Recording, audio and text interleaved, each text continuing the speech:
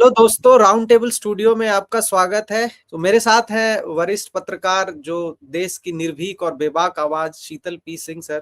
तो आज के इस खास कार्यक्रम में हम बात करेंगे जो ईरान और इजराइल का जो कॉन्फ्लिक्ट चल रहा है उसके बारे में। सर, मेरा पहला सवाल है, क्या ये युद्ध जो है वो वर्ल्ड वॉर 3 की ओर अग्रसर है? बिकॉज ईरान और इजराइल के हमले के बाद अब चाइना और रसिया की भी बैकडोर से एंट्री होती दिखाई दे रही है। किस दिशा में जा रहा है ये युद्ध? देखिए अभी एग्जैक्टली ऐसा कोई संकेत नहीं मिल पाया है कि ये थर्ड वर्ल्ड वॉर ही होने वाला है, लेकिन इसमें कोई शक नहीं कि इसमें बहुत सारे देश, एक दर्जन के आसपास देशों की भूमिका ऑलरेडी सामने आ चुकी है। पश्चिम में इस बार, इसके पहले अमेरिका ने जितने युद्ध ऐसे क्रिएट किए, चाहे उसने इराक में जब भारी तबाही मचाई और बहुत लंबे समय तक वो युद्ध चला, उसमें करीब 1,60,000 के आसपास लोग मारे गए। लीबिया में भी ऐसे ही हुआ, वहां 25-30 हजार लोग मारे गए। और फिर सीरिया में हुआ। इस सब से ये हुआ कि इस पूरे इलाके में एक अराजक स्थिति है। ये सब किया गया इजराइल के लिए। इजराइल को कथित तौर पर सुरक्षित करने के लिए ये बार बार युद्ध होते हैं। और इसमें चूंकि इन देशों के पास आज की ऊर्जा का जो स्रोत है तेल, तो क्रूड ऑयल की वजह से एक खजाना है इन लोगों के पास, और वो दुनिया भर में उसकी सप्लाई है। इस वजह से और इस पर नियंत्रण अमेरिका रखना चाहता है, और ये बार बार युद्ध की स्थिति आती है। जी। अभी बहुत अभी बहुत सारे एक्सपर्ट्स ये कह रहे हैं कि ईरान की जो स्थिति है वो बहुत मजबूत है और उन्होंने अमेरिका और इजराइल को बैकफुट पे धकेल दिया है। तो जी। कुछ लोग तो यहाँ तक कमेंट कर रहे हैं कि न्यू ग्लोबल ऑर्डर बनने वाला है और इस बार अमेरिका और इजराइल, इस बार उन्होंने मतलब ईरान को कम आंकने की गलती कर दी है और नए तरह के समीकरण बन रहे हैं मिडिल ईस्ट में। और कहीं ना कहीं हो सकता है कि ये जो यूनिपोलर वर्ल्ड है जहां अमेरिका सारे डिसीजंस ले रहा है बिना किसी प्रेशर के, वो कहीं ना कहीं खत्म होगा और एक न्यू वर्ल्ड ऑर्डर की शुरुआत होगी। जैसा कि आप कह रहे थे कि जो अमेरिकन साम्राज्यवाद है जो पहले भी मिडिल ईस्ट में अपना डोमिनेंस दिखा के एक तरीके से सीरिया, लीबिया और कई जगह तख्ता पलट कर चुका है, तो आने वाले दिनों में उनको ये भी उम्मीद थी कि खोमनई को मारने के बाद ईरान में तख्ता पलट होगा और वो अपना एक पपेट वहां बिठा देंगे, लेकिन ऐसा दिख नहीं रहा है। तो मेरे ख्याल से आने वाले दिनों में आपको क्या लगता है ईरान किस दिशा में बढ़ रहा है? नहीं, देखिए ईरान बहुत वर्षों से उस पर सैंक्शन लगी हुई है। भारत ने ही उसके साथ 19 में ही तेल वेल लेना बंद कर दिया था अमेरिकन घुड़की की वजह से, और बहुत सारी दुनिया के देशों से उसका संबंध लगभग काट दिया गया था और कट गया था। लेकिन चीन के साथ उसका बहुत अच्छा संबंध था। चीन उसकी जो प्रोडक्शन है उसका करीब 90% उसके तेल का खरीदार था। रूस से भी उसके अच्छे रिश्ते थे, इस वजह से उसका अस्तित्व बचा रहा। इस पूरे दौरान वहां की जो सत्ता थी, चूंकि आर्थिक सैंक्शन लगने से उनके यहाँ बहुत कठिनाइयां पैदा हुई, समाज में बहुत बिल्कुल। गुस्सा उससे पैदा हुआ, चूंकि सरकार जो है वो जरूरी सवाल हल नहीं कर पा रही थी। और उसी समय उसको युद्ध की भी अनवरत तैयारी करनी पड़ी, क्योंकि वो ये जानता था कि उस पर आज नहीं तो कल इजराइल की ओर से, और इजराइल की तरफ से फिर अमेरिका और पश्चिम, तब तो पश्चिम सब एक ही साथ था, ये सब हाँ। मिलजुल के उस पर हमला करेंगे। और वो चाहेंगे कि वहां की जो सत्ता है वो अपने आप न क्रिएट हो, वहां की आबादी के फैसले से न पैदा हो, बल्कि पश्चिम के फैसले से पैदा हो। यानी वो आपने जो सही कहा कि उनकी एक पपेट सत्ता हो, जैसी वो हर जगह पैदा करने की कोशिश करते हैं। हालांकि ऐसा हो नहीं पाता, और ज्यादातर जगहों में मारकाट ही मची रहती है, जैसी मची हुई है इराक में, सीरिया में, लीबिया में, और अराजकता ही इससे पैदा होती है। ये चीजें हल नहीं कर पाए हैं कहीं, लेकिन इन्होंने उन चीजों को बिगाड़ दिया है। उससे इजराइल को जरूर फायदा है। इजराइल का डर ये है, और इस तर्क का डर ये है कि ईरान परमाणु बम बना रहा है, जबकि हाँ। ईरान ने हर शर्त, पहले एक जो पुराना प्रशासन था डेमोक्रेट्स का अमेरिका में, उसके साथ एक समझौता किया था। ट्रंप ने आके उसको भंग कर दिया। अब ट्रंप बिल्कुल। नया समझौते के लिए बात कर रहे थे, उसको भी उन्होंने नहीं माना, और एकाएक इजराइल ने हमला कर दिया, और इजराइल के साथ अमेरिका भी हमला करने चला आया। तो ये जो स्थिति है, इसमें ये दादागिरी है सीधे सीधे। एक समर्थ को नहीं दोष गुसाई जो कहा जाता है, यानी वो समर्थ हैं इसलिए वो दादागिरी कर रहे हैं। और ईरान ने अपने को एक लंबी लड़ाई के लिए, ऐसी परिस्थिति के लिए तैयार किया है। इन दो विचार, जो जो दो विचार हैं, ये एक कि एक दादा लोग हैं, वो सोचते हैं कि किसी को भी हम मार पीट के अपनी मनमर्जी चला सकते हैं। दूसरे ये हैं कि लोग अपने लिए सार्वभौमिकता सोचते हैं कि हमारा देश है, हमारे लोग हैं, हम तय करेंगे कि हम किसके साथ रहेंगे, किसको तेल बेचेंगे, किसको नहीं बेचेंगे, क्या खाएंगे, क्या धर्म पालन करेंगे, ये सब जो सवाल हैं ये दोनों आमने सामने हैं। दूसरी ओर कठिनाइयां हैं।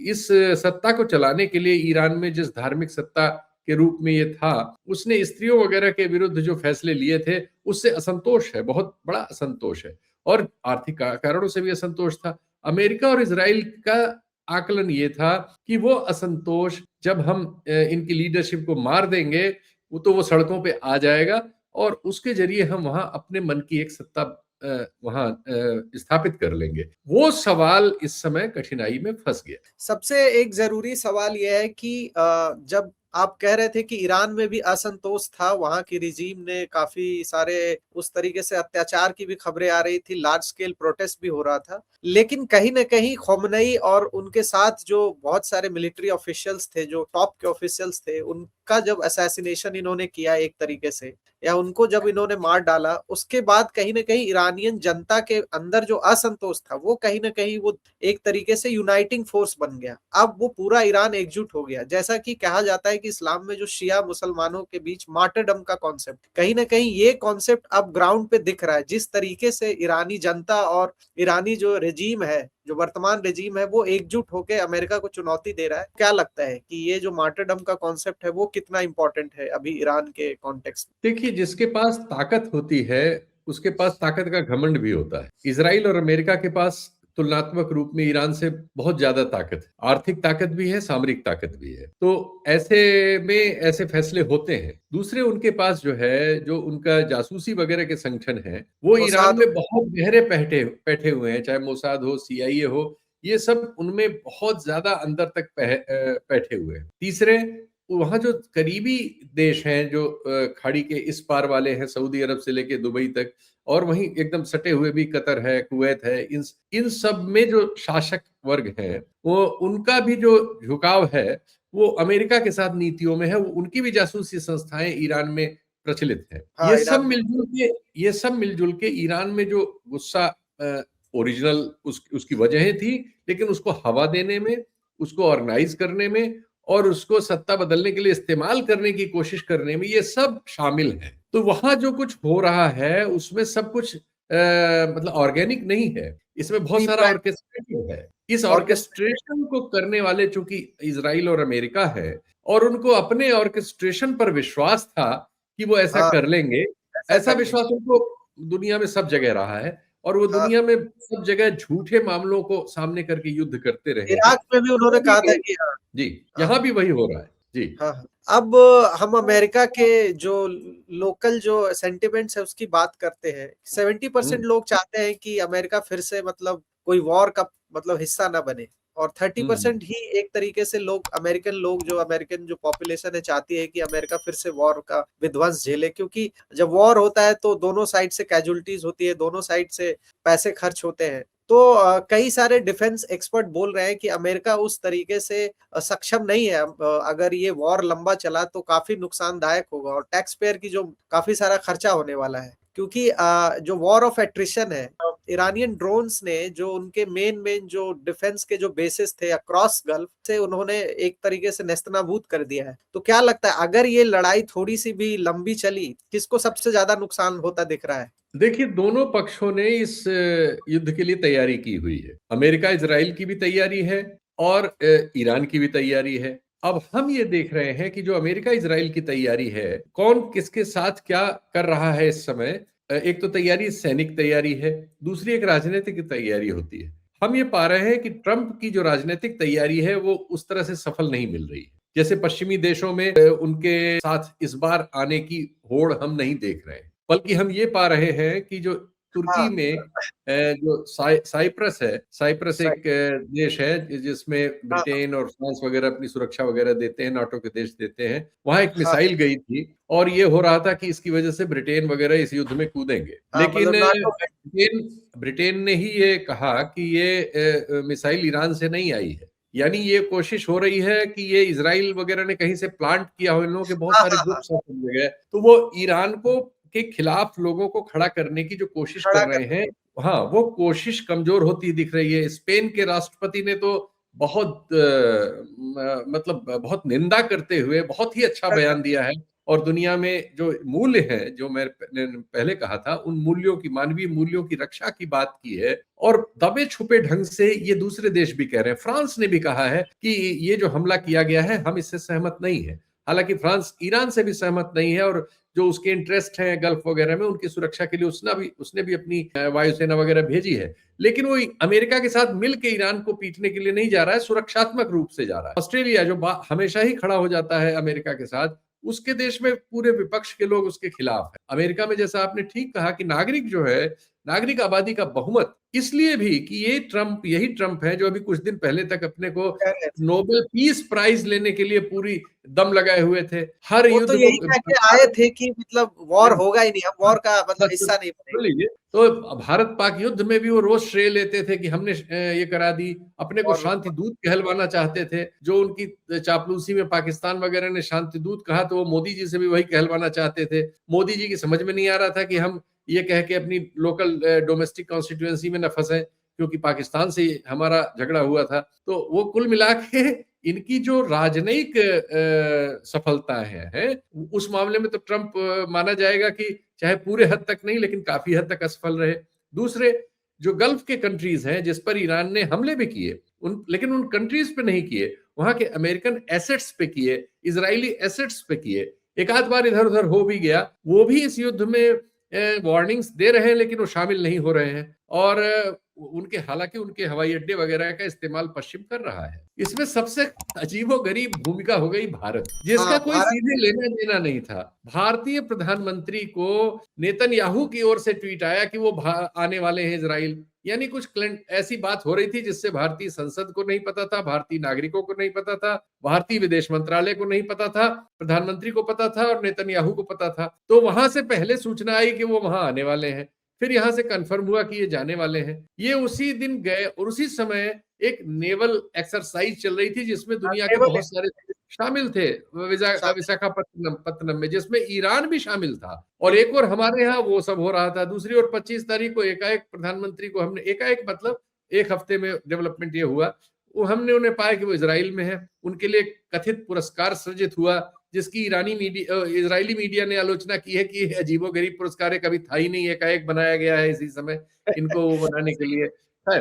और 27 को वो लौटते हैं और 28 की सुबह ईरान पर हमला हो जाता है। और उसके बाद अभी हम पाते हैं कि विशाखापत्तनम में आए हुए एक ईरानी नेवी के जहाज को भारतीय जल सीमा में अमेरिकन टारपीडो ने मार गिराया है। उसको लेके दुनिया भर में बहुत आलोचना हो रही है, भारत में भी बहुत आलोचना हो रही है। भारत में जो विपक्ष है, उसकी जो कांग्रेस, उसमें जो सबसे अगुआ दल है, उसमें सोनिया गांधी ने भी और सब ने भारत की इस नीति परिवर्तन की जो एकाएक हुई है, जो अटल बिहारी वाजपेयी के जमाने में नहीं रही, जो जनता पार्टी के जमाने में नहीं रही, जनता दल के जमाने में नहीं रही, कांग्रेस के जमाने में नहीं रही, संयुक्त सरकारों के जमाने में नहीं रही, और बीजेपी की ही सरकार के जमाने में, अटल बिहारी जी के जमाने में नहीं रही, और खुद मोदी जी के जमाने में भी नहीं थी। मोदी जी ईरान गए थे, मोदी जी ईरान से तेल लेते थे, मोदी जी ने चाबहार में हमारा ढेर सारा खर्च किया, मोदी जी ने उसका श्रेय लिया कि उन्होंने ऐतिहासिक वो किया है। और अब वही मोदी जी एकाएक जो है रंग बदल के इजरायली हो गए। और अब इस समय भारत की कोई भूमिका ही नहीं है अंतरराष्ट्रीय इस युद्ध में, सिवाय इसके कि हमारे जल क्षेत्र में मतलब एक अजीब तरह की कार्रवाई करके अमेरिका ने एक ऐसे जहाज को मार गिराया जो लड़ने नहीं आया था, जो डिमॉन्स्ट्रेशन में आया था भारत के बुलावे। तो हम एक अजीब सी इस समय दुनिया में है, जिसमें कानून कायदों का ध्वंस हो रहा है। ताकतवर लोग ऐसा कर रहे हैं, और कमजोर लोग जो हैं उनमें कुछ लोग बोल रहे हैं, और बहुत ज्यादा लोग चुप हैं। और भारत एक ऐसे देश में बदल गया है जो अनचाहे ही इसमें पार्टी बन गया है, जो वो इसके पहले अतीत में कभी नहीं था। हाँ, ईरान के साथ भारत के संबंध हमेशा से मित्रतापूर्ण रहे हैं और ईरान ने हमेशा से सपोर्ट किया है। इवन जो पाकिस्तान के साथ जब भी हमारा कॉन्फ्लिक्ट होता था तो ईरान हमेशा इंडिया को सपोर्ट करता था। तो कहीं ना कहीं भारत की जो विदेश नीति है वो एक तरीके से फ्यूटाइल हो गई है। अब ऐसा लगता है कि इंडिया की स्टैंड नहीं ले पा रहा है। तो कहीं ना कहीं मोदी जी ने हमारी विदेश नीति को एक तरीके से निष्क्रिय कर दिया, कह सकते हैं कि स्पाइनलेस कर दिया है। आपको क्या राइट। लगता है कि इंडिया का स्टैंड चेंज होगा over a period of time? Because जो जिस तरीके की इकोनॉमिक क्राइसिस आने वाली है, कहा जा रहा है कि 25 दिनों का ही हमारे पास गैस का जो मतलब खेप है वो बचा हुआ है। जैसे जैसे इकोनॉमिक क्राइसिस बढ़ेगा वैसे वैसे इंडिया का भी पोजीशन आपको लग रहा है शिफ्ट होगा? नहीं नहीं, इंडिया की पोजीशन फंसा दी है मोदी जी ने। ये पोजीशन वही है जो आजादी की लड़ाई में आरएसएस की थी। एक्चुअली ये बिल्कुल बिल्कुल। पोजीशन ये है कि जो ताकतवर हो उसके तलवे सहलाए जाए या उससे रिश्ता बना लिया जाए। ये पोजीशन ये है। इसमें कोई सार्वभौमिकता नहीं है, इसमें कोई सम्मान नहीं है, इसमें स्वाभिमान नहीं है, और इसमें अनजाने में नेशनल इंटरेस्ट भी जो समझा जा रहा है वो नहीं है। सच्चाई ये है कि इस समय इस युद्ध का इमीडिएट जो फॉल है, भारत की इमेज सत्यानाश हो गई है दुनिया में। दूसरे, भारत के रिश्ते संदिग्ध हो गए हैं दुनिया में। तीसरे, भारत की अर्थव्यवस्था पर बहुत बम्पर चोट पड़ गई है, पड़ने वाली नहीं बढ़ है। गई है।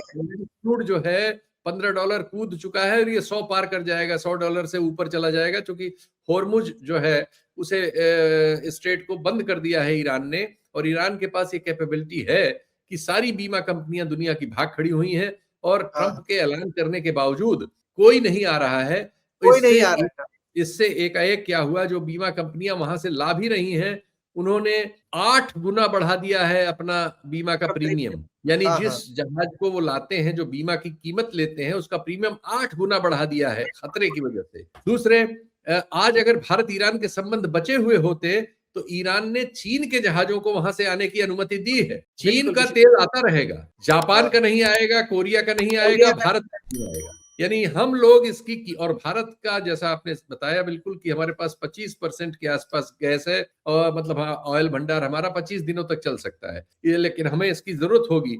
अब हम रूस की ओर फिर देख रहे हैं, जिसको हमने तेल खरीदना हाँ, बंद करना शुरू कर दिया था अमेरिका की वजह से, और इस सब से जिसको फायदा हो रहा है वो रूस है। चीन तो को भी अब रूस। ज्यादा तेल खरीदने के लिए रूस की ओर देखना पड़ रहा है, जापान को देखना पड़ रहा है, कोरिया को देखना पड़ रहा है, और भारत को भी देखना पड़ रहा है। और ये कहा जा रहा है कि भारत को भी रूस 10 मिलियन बैरल रोजाना का तेल देने वाला है। इंटरेस्टिंग और बात यह है यूरोप कि नहीं नहीं, एक सेकेंड, यूरोप के भी देश, ईयू के देश उक्रेन से कह रहे हैं कि जो पाइपलाइन आई हुई है, जो ध्वस्त हो गई थी युद्ध की वजह से, उसको तुरंत रिपेयर करके और हमारा गैस वगैरह हमारे यहाँ आने दो, ऑयल की क्राइसिस हो गई है। तो या तो इस युद्ध से अमेरिकी तेल कंपनियों को, अमेरिकी गैस कंपनियों को फायदा हो रहा है, या रूस को हो रहा है। भारत बिल्कुल को इसमें क्या फायदा हो रहा है? भारत एक संदिग्ध देश भी हो गया। अब दुनिया में कोई सभ्य देश भारत को एक अच्छे भाव में नहीं लेगा। कुछ अमेरिकी बिल्कुल। चैनल तो भारत के बारे में, जो वहां की आलोचना करते रहते हैं, ऐसी ऐसी बातें कह रहे हैं जो मैं इस मंच पे कह नहीं सकता। और मतलब एंकर्स जो है भारत की भूमिका को लेके सारी दुनिया में हंसी के हम पात्र बन रहे हैं। और इजरायली जो जनरल कर्नल हैं, वो हमारी आबादी को एक मजदूर की तरह देख रहे हैं। वो कह रहे हैं कि मजाक कर रहे हैं कि इस युद्ध के बाद हम ये बनाएंगे वो बनाएंगे, तो लोग कह रहे हैं फैक्ट्री कहाँ है, तो कह रहे हैं भारत तो है ना, 140 करोड़ लोग हमारी सेवा के लिए आए। तो हमारी जो स्थिति कुल मिला जुला के है, जो आजादी की लड़ाई के समय आरएसएस ने कर रखी थी कि वो अंग्रेजों से मिलके और अपना वो कथित हिंदू एकता चलाते थे, और अंग्रेजों के लिए हिंदू मुसलमान करने का काम करते थे। इस समय मोदी जी ने लगभग वही झंडा फिर पकड़ लिया है कि अब जो नव साम्राज्यवादी अमेरिका है, जिसके इजराइल जैसे चट्टे बट्टे हैं, जो आप अगर उसे वैसी भाषा में कहें, जनता की भाषा में, तो ये एक बड़े गुंडे के हेंचमैन है। भारत उनका पिछलग्गू बन के दुनिया के सामने है, जिसको अब दुनिया में हमारा पूरा पड़ोस आज की तारीख में हमारे लिए हॉस्टाइल है। और हमारे लिए जो टाइम टेस्टेड फ्रेंड रशिया जैसे थे, क्या थे? हमने हाँ। उनके विश्वास को चकनाचूर कर दिया है। और देखिए, ऐसे जनरल वगैरह जो हमारे देश के हैं, जो राइट विंगर कहलाते हैं, जो टेलीविजन पर मोदी जी का समर्थन करते रहे, बीजेपी के डीडी समर्थक बक्सी है, की बात मुस्लिम करते हैं। विरोधी है। डीडी बख्शी का आप सुनिए, इधर उनका एक हाँ हाँ, पॉडकास्ट बस। आया है, उन्होंने हाँ, बुरी तरह से कंडेम किया है हमारी पूरी इस फॉरेन पॉलिसी को, सैनिक कारणों से और अन्य कारणों से। और तमाम जनरल, इस समय का दौर ऐसा है कि हमारे यहाँ भी बहुत सारे जो रिटायर्ड ऑफिसर्स हैं, वो बीजेपी के गुण गाते हैं कि उससे उनको कुछ पोस्ट रिटायरमेंट बेनिफिट मिल जाएंगे। और टेलीविजन चैनल जो हमारे यहाँ पूरे वेपनाइज्ड हैं, वो ऐसे ही लोगों को बुला के सरकार की नीति का कथित चाहे जो फैसला कर लेते हैं, उसके पक्ष में बोलने वाले तैयार हो जाते, रातों रात अपना रंग बदल लेते हैं। हर चीज इनको मास्टर स्ट्रोक समझ में आती है। इतने मास्टर स्ट्रोक इन्होंने इस 11 साल में इस देश को बताए हैं कि मास्टर अटैक न हो जाए खोपड़ी में। ये ये तो जो है मुझे लगता है कि हमने ढेर सारी बातें की और कई सारे एस्पेक्ट पे चर्चा की, और इस चर्चा में शीतल सर हमसे जुड़े थे और उन्होंने ढेर सारी बातें और काफी एनालिटिकल बात थी जो बाकी सारे मीडिया हाउसेस में नहीं मिलेगा। बाकी सारे चैनलों पे बस बात ये हो रही है कि कौन सा मिसाइल दागा, कौन सा ड्रोन से क्या उड़ाया, लेकिन हमने इसमें काफी तथ्य आधारित बातचीत करी है। तो इस वीडियो को आप जरूर देखें और अपने अपने फ्रेंड्स और फैमिली के साथ शेयर करें। तो एक बार फिर मैं आपका धन्यवाद करना चाहूंगा सर, और इसके साथ मैं इस कार्यक्रम का समापन करता हूँ। धन्यवाद हमारे कार्यक्रम में जुड़ने के लिए। Thank you sir. जरूर।